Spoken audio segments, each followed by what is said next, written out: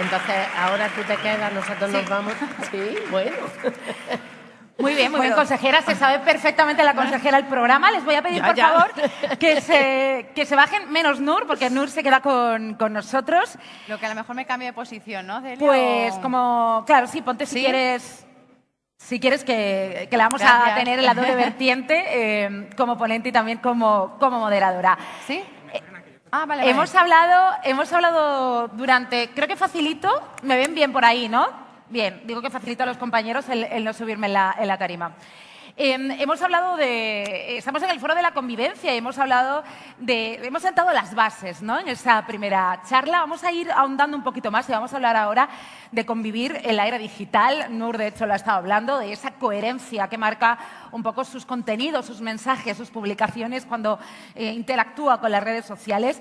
Y vamos a, como digo, a ahondar un poquito más. Lo vamos a hacer con Nur, también con Laura Cuesta, que ella es profesora de Comunicación y Estrategia Digital en la Universidad Camilo José Cela de Madrid. Está especializada en analizar el comportamiento de niños y adolescentes en el entorno digital. Así que adelante, Laura. No sé por dónde estás, Laura. Sí, pues adelante. Vente con nosotros y vamos a ir componiendo la mesa. Laura, bienvenida. Pues vamos a ir entonces a que te lo pongan, Laura. Sí. Pues mira, lo hacemos sobre la marcha. E Ismael, igual, pues mira, mientras ponéis el micro, os voy diciendo también que participa Ismael Cervera Narce. Gracias. Ismael es rapero y tiene un gran compromiso social. De hecho, es el rapero de las causas sociales. Tiene miles de seguidores en redes sociales. No sé si vosotros o vosotras, alguno, seguís a Narce en redes sociales. Sus canciones reúnen miles de reproducciones y suele colaborar además también en diferentes medios, tanto andaluces como nacionales, y también trabaja con centros educativos de todo el país, porque Ismael, ahora seguramente lo contará, pues ha vivido muy de cerca la realidad del acoso escolar y decidió pues hacer de su propia experiencia ese hilo conductor que le lleva por diferentes centros educativos y lo ha transformado en su forma de hacer música y en su forma de hacer arte. Entonces vamos a ver qué nos cuenta ahora Ismael, que nos cuenta también Laura, que decía que está especializada y que lleva muchísimos años estudiando el comportamiento de los jóvenes y de los adolescentes en redes sociales. En 2024 fue miembro del Comité de Personas Expertas para la Generación de Entornos Digitales Seguros en la Infancia. Qué interesante es esto. Y además también forma parte de algo muy interesante que no se va a abordar, obviamente, en este foro, pero me parece interesante y dejo ahí la pelota en el tejado para próximos encuentros, que es el sharenting. Y está también trabajando sobre este asunto, Laura. Así que con Nur, con Ismael y con Laura enseguida, pues vamos a ahondar en esta convivencia en la era digital, en esta primera parte del foro. Por cierto, avanza también que justo después tendremos oportunidad de ver algunos de los vídeos de la campaña que presentábamos en la mesa anterior y que tendremos oportunidad también de verlos antes de que lleguemos. Gracias. Hola, buenas. Ismael, Narce, bienvenido. Y enseguida subamos también a Laura. Y ya les avanzo que tendremos... Bueno, os puedo avanzar. Tampoco hace falta mucho misterio, ¿no? No sé si se han dado cuenta de lo que tenemos por aquí. Tampoco es un secreto. Pero bueno, algo tendrá que decir también esta batería que tenemos por aquí en el escenario justo después. Ismael, ¿bien? Nur. Bien. Sí, bien. Yo si quieres te dejo, que Ismael tiene mucho que contar. Sí, la verdad es que pues sí. Pues todo tuyo. Laura, bienvenida. Pues ahora sí, compuesta la mesa, toda tuya, compañera. Un aplauso, por favor, para Ismael y Laura.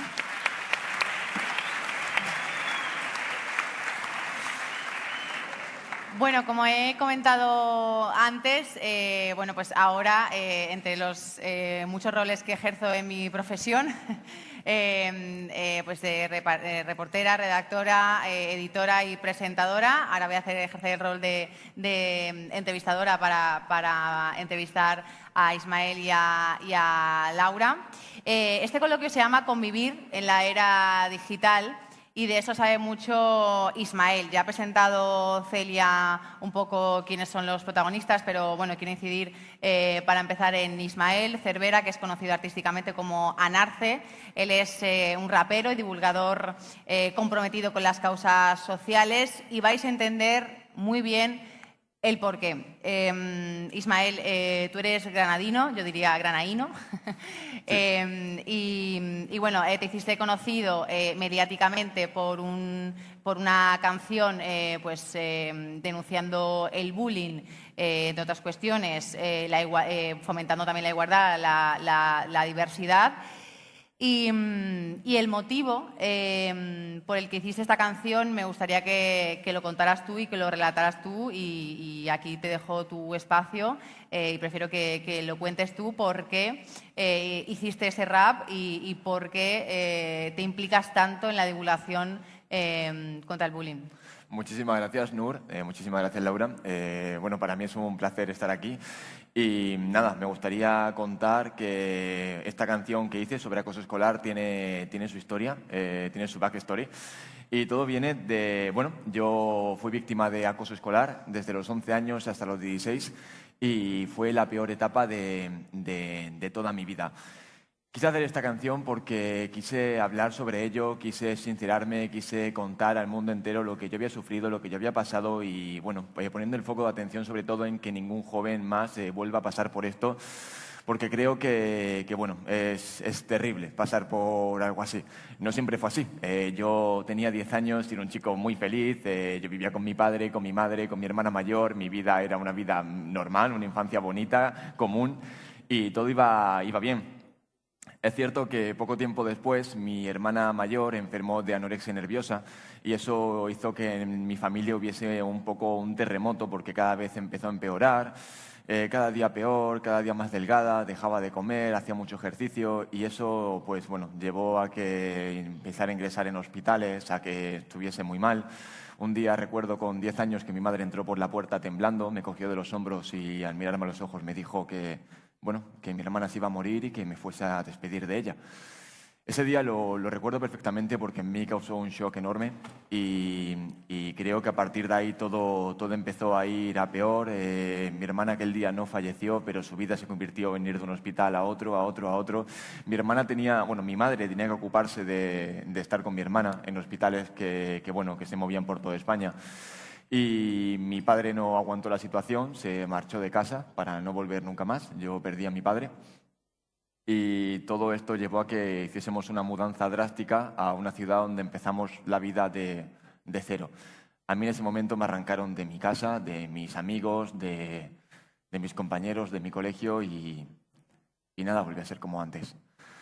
Se rompió la familia, se rompió el ambiente familiar y al llegar a este lugar nuevo, mi madre tenía que irse a dormir al hospital con mi hermana, lejos de Granada, casi en Madrid.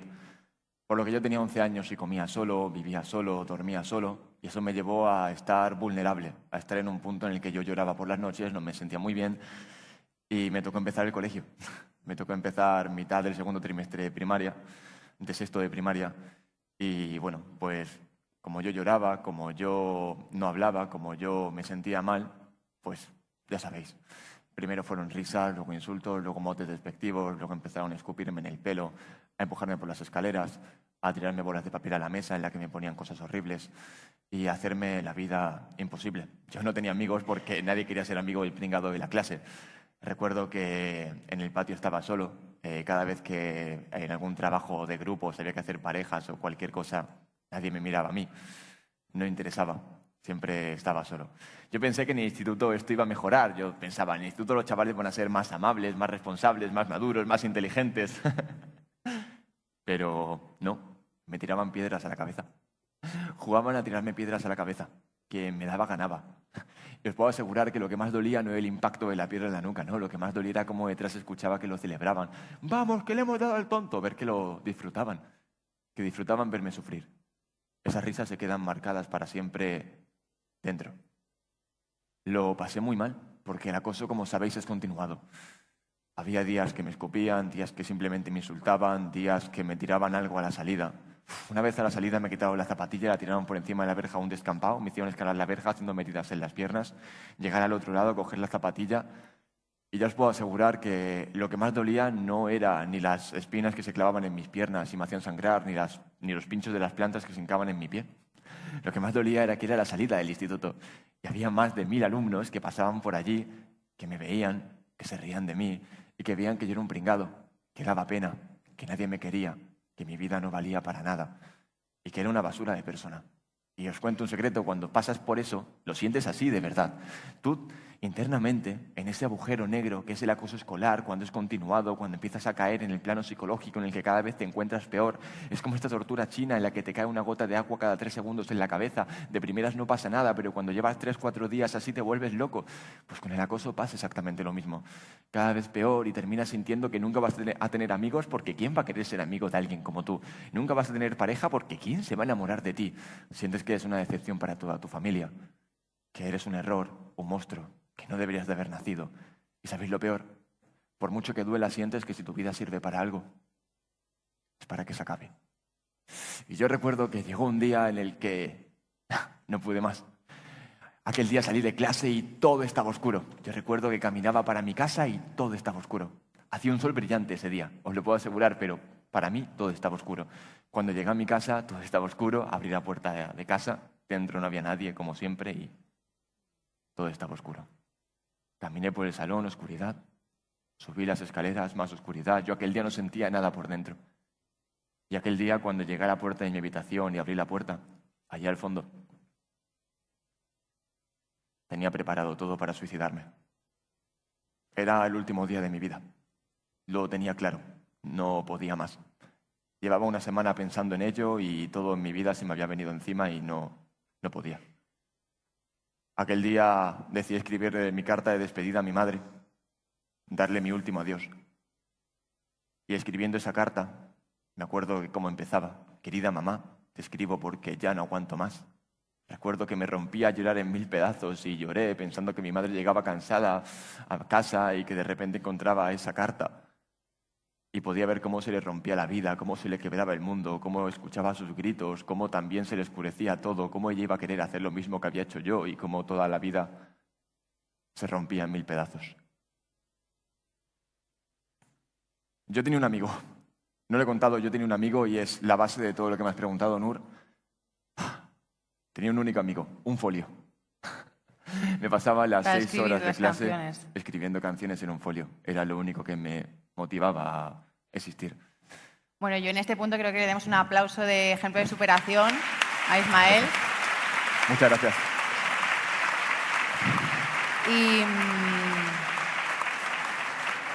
Y yo quería lanzar una pregunta general a los jóvenes que están ahí. Creo que todos estamos de acuerdo, todos detectamos rápidamente tras lo que ha explicado Ismael que eso está mal, que cómo le trataron está mal, pero que cómo es posible que haya gente pues, de vuestra edad y de la nuestra que todavía no vea que eso está mal. Todos aquí estamos de acuerdo de que eso no es normal, ¿no?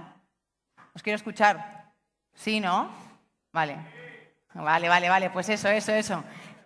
Porque desgraciadamente, después de escuchar el testimonio de Ismael, desgraciadamente, Ismael, te pasó eso con 14 años, escribiste esa carta con 14 años, sigue pasando, que es lo que en las cabezas con pensamiento crítico y sentido común pues no llegamos a entender. Me gustaría preguntarte, Ismael, pero creo que ya lo has contestado previamente, si hay alguien, una figura que te ayudara a salir de esto. Me decías que tu único amigo era el folio, pero ¿había una persona que te ayudara a salir de ese bucle? Yo tuve la mala suerte de encontrarme totalmente solo. Mi madre no estaba en casa, mi padre se marchó y no volvió, mi hermana estaba muy enferma. ¿Un profesor, por ejemplo? Y nunca encontré el apoyo que yo buscaba en clase. Esto pasó hace ya 10 años, yo ahora tengo 25. Y en ese momento el acoso escolar era algo de lo que prácticamente ni se hablaba.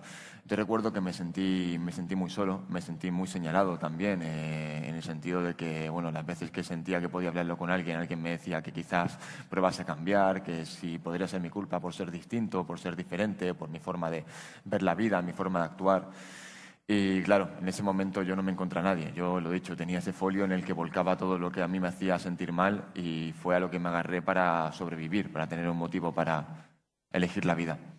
Desde tu experiencia personal como víctima, ¿qué señales crees que los docentes deberían aprender a detectar antes y cómo pueden intervenir sin empeorar la situación? O sea, es una pregunta complicada, pero... Es una pregunta muy difícil, Nur. Sí. Um, a ver, yo lo diré siempre, el bullying siempre va a pasar a escondidas de los profesores. Es lógico, ¿no?, que un profesor tenga dificultades para detectarlo cuando generalmente las partes más graves o más visibles no pasan delante. Te puedo contar que cuando yo, por ejemplo, sufría acoso escolar, recuerdo que parte de un grupo que se metía conmigo, yo intentaba hacerlo pasar a las demás personas como que era algo que yo aceptaba, algo que yo veía como bien. De hecho, cuando se Que no metían te conmigo, afectaba, ¿no? a veces, claro, que no me afectaba, que me reía con ello, todo porque obviamente nadie quiere verse reflejado en el papel de ser una víctima, nadie quiere ser una víctima. Entonces, hay dificultad también por eso, ¿no? Porque muchas veces un profesor puede mirar y decir, lo que está pasando en el recreo, que estoy viendo a dos chicos empujándose, ¿esto que está ocurriendo es un caso de colegas que están jugando o estamos hablando de un caso de acoso?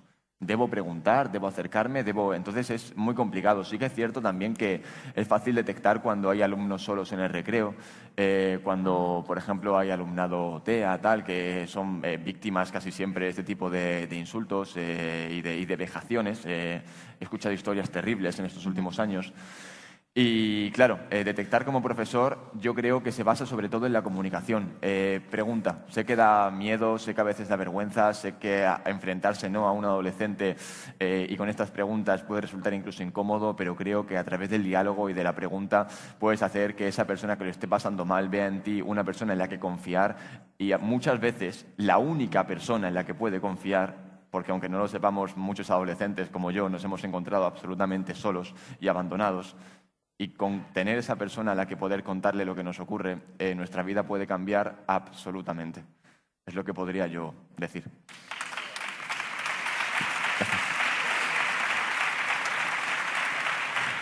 Pues gracias, Ismael, por tu compromiso, por tu generosidad y por ser ejemplo de superación. Me gustaría que en este punto escucháramos a Laura Cuesta Cano. Ella es profesora de Comunicación y Estrategia Digital. Ya la ha presentado previamente un poco Celia, pero bueno, Laura ejerce esa divulgación en las universidades, también en los medios de comunicación, estás presente en los medios de comunicación y es autora de varios libros precisamente, pues todos centrados en la protección de los niños en entornos digitales. Laura, me gustaría, para empezar, preguntarte que si un centro quiere empezar a mejorar su convivencia digital, ¿por dónde debería empezar? De forma realista, porque bueno, ya hemos planteado bueno, situaciones reales, pues no tenemos mejor ejemplo que Ismael, desgraciadamente. ¿Cuál es esa forma realista?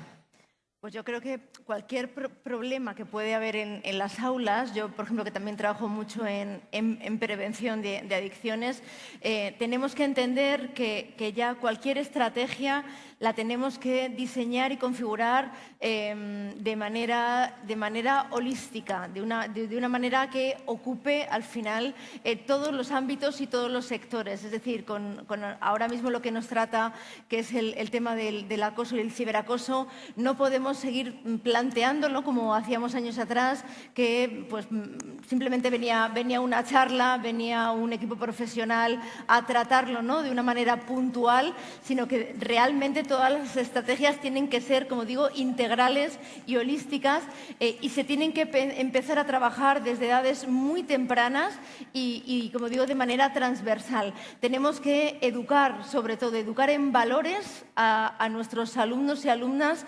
desde pequeños para que esos valores vayan reforzando todo el compromiso que tienen que tener en esta convivencia en el ámbito escolar. Tenemos, por supuesto, que empezar a detectar, saber detectar todos los casos que pueda haber de conflictos escolares cuando todavía no ha llegado a ser un caso de acoso y empiezan a surgir eso que llamamos conflictos escolares, que tendremos que diferenciar muy bien y los docentes tienen que aprender a diferenciar lo que es un caso de un conflicto escolar a lo que se está ya dando de acoso escolar. Tenemos que empezar a hablar a los niños y niñas de edades tempranas lo que es el acoso escolar, las consecuencias como decía Ismael, que trae el acoso escolar, y no solamente desde el punto de vista de la víctima, sino también del agresor. Muy importante, porque siempre pensamos en las víctimas y se nos olvida la parte del agresor, que también en cierta manera son víctimas. Entonces, vamos a colocar a las dos partes para que tanto las víctimas como los agresores sepan lo que sufren cada uno de ellos y las consecuencias que va a tener el acto del acoso escolar y de ciberacoso. Vamos a acompañarles en todo este proceso y, por supuesto, vamos a tener que dar mucha formación e información a todos los agentes implicados dentro de la comunidad educativa, que antes te lo hablaba la consejera. Los que trabajamos más en el aula, como pueden ser los docentes, equipos directivos, más o menos sí que tenemos muy configurado, ¿no? Como puede ser la activación de los protocolos, pero hay mucha desinformación de cara a las familias. Hace muy poquito oía o escuchaba cómo una familia había ido a denunciar un caso de acoso y había llegado a la comisaría de policía, en este caso a la que le correspondía por su distrito, había llegado a denunciar a la comisaría de Policía Nacional, y al exponer todo su caso, el caso de acoso que estaba sufriendo su hija en el centro escolar, se habían negado a recoger la denuncia porque los profesionales le habían dicho que no iba a tener ningún recorrido penal. Esto lo tiene que decidir un juez. No lo puede decidir la persona que está en ese momento recogiendo la denuncia. Por tanto, la familia tiene que saber que sí o sí esa denuncia se tiene que realizar. Tienen que recogerle la denuncia. Esto no puede pasar. Es decir, que los padres no sepan realmente qué hacer y a quién acudir. De hecho, te iba a hacer una pregunta respecto a lo que acabas de decir. La pregunta es directa. ¿Qué errores bien intencionados cometemos los adultos cuando intervenimos en problemas de convivencia online? Yo creo que una de las cosas que venimos viendo durante muchísimos años es cuando hemos minimizado y tratamos de minimizar lo que es el sufrimiento del acoso y el ciberacoso. Yo creo que todos nosotros seguimos todavía oyendo hablar de que el acoso es cosa de niños, que no es tan grave, de ¿no? que esto no pasa nada, de que no te preocupes, tú ignórales, si te insultan, ignórales, o cosas todavía peores, que a veces yo oigo en las aulas: si te pegan, tú pegas. Todavía seguimos oyendo este tipo de cosas. Tenemos que pensar que, desde luego, el acoso no es una cosa de niños, son violencias y no podemos permitir ningún tipo de violencia ni de ciberviolencia en el aula. Todas estas violencias, ya sea en el entorno analógico como en el entorno digital, dejan muchas huellas, como bien nos contaba Ismael, muchas huellas que pueden cicatrizar, pero que les van a acompañar a todos estos niños y niñas y adolescentes, desgraciadamente, por el resto de su vida. Por tanto, tenemos que empezar a actuar desde que una persona nos habla de ese primer conflicto escolar, para que no vaya más. Porque, como nos contaba Ismael, el conflicto escolar es esporádico, es una pelea, es una bronca que ha habido entre iguales, pero cuando ya se convierte en acoso es porque es reiterativo, se cronifica. Ya no solamente es una pelea esporádica entre dos compañeros en el patio. Cuando hay acoso está cronificado, es reiterativo contra una misma persona y, por supuesto, hay una desigualdad total entre la víctima y el agresor o los agresores. Esa desigualdad puede ser emocional o puede ser física. Por tanto, esos tres principios los tenemos que detectar siempre en el centro escolar. Si está cronificado, si por supuesto es reiterativo y hay desigualdad entre la víctima y los agresores. Laura, para terminar con una mirada pues más positiva, vamos a intentarlo. Es una pregunta para ambos. Me gustaría que me la contestaras tú primero. Uy, ha volado el boli. Si este congreso sirviera para cambiar una única cosa en los centros educativos, ¿cuál elegirías tú? Pues yo creo que tenemos que, como decía antes la consejera, tenemos que implicar a toda la comunidad educativa. No solamente lo pueden hacer los centros educativos, no solamente lo pueden hacer los docentes, no solamente lo pueden hacer las familias. Al final tenemos que tener recursos de todas las partes, los centros educativos, las familias, las administraciones, las instituciones, los cuerpos de seguridad del Estado, porque tenemos que saber a quién derivar en cada punto, pero como te decía, tenemos que pensar que estas violencias no son juegos de niños. Estamos hablando de unas violencias que se pueden arrastrar por muchísimos años y que van a dejar una huella en nuestros niños, niñas y adolescentes que pueden causar un daño emocional que luego cuesta muchísimo trabajar. Por tanto, tenemos que darle toda la importancia que requiere y, por supuesto, el centro escolar tiene un gran papel, pero la familia también, padres y madres, juegan un gran papel en esto. Por tanto, vamos a ayudar a todas las familias, padres y madres, dándoles toda la información y toda la formación para que, ojo, sepan ayudar cuando sus hijos son víctimas, pero también cuando sus hijos son agresores.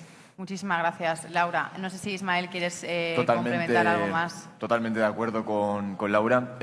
Hacer énfasis en lo que estabas diciendo, de que el bullying es un problema social, es un problema que tenemos como sociedad y que lo tengamos como sociedad nos implica absolutamente a todos y a todas.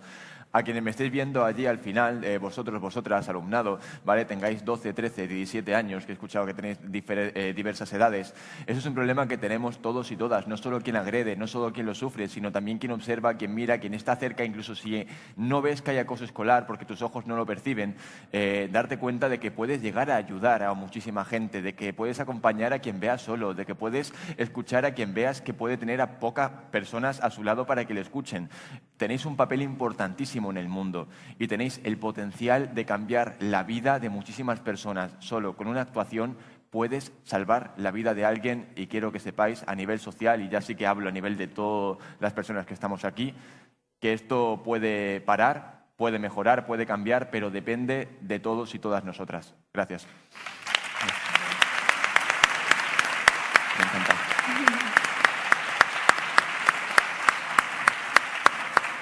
Pues hasta aquí esta mesa sobre la convivencia en la era digital. Muchas gracias, Laura, y muchas gracias, Ismael.